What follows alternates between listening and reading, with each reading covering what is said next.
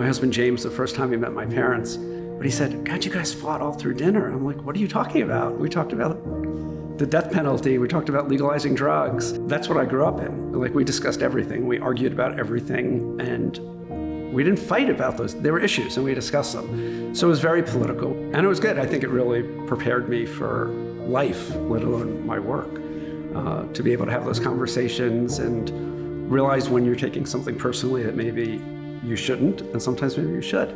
But having that experience growing up and seeing it throughout my life, I think was a great life lesson for me. I love the legislative stuff. I love politics. During my tenure at Equality California, the 70 bills that we sponsored that passed and became law, to me, are the major accomplishment, since we were the lead on those.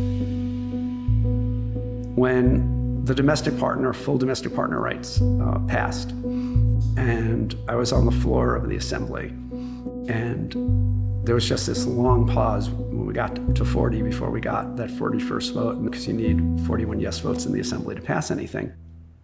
And then the place erupted. I mean, no one thought we would get to that 41st vote. And some of the legislators said, you're being too aggressive with people in tough districts. They're Democrats, you don't do that. And I'm like, we're not partisan. Our job is to push them, because we need those votes. Change happens through multifaceted avenues. And especially at Equality California, doing legislative work, it was so important that I could maintain relationships with the decision makers when we had bills moving, and had activists on the outside who were pushing much harder. You needed Martin Luther King's vision, you needed Malcolm X's vision. There needs to be different avenues. It can't always just all be nice and sweet and please give us our rights. But you can also do it without violence, I believe. Often it was Republicans who had, gay kids or relatives that come around. So how do you have that conversation? We found a lot of the door-to-door work was talking about love thy neighbor as thyself. What are our common values? But sometimes I think, and I'm guilty of it too, we complain about things.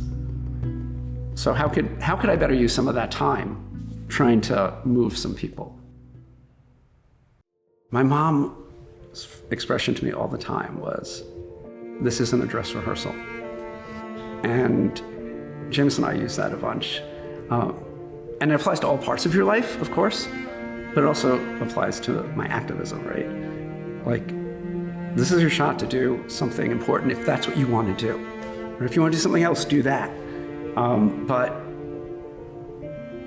make the most of this opportunity we have. We have this unique opportunity to be alive. And for me to have been alive during a time we've seen mostly advancements for the LGBT community, make the most of it.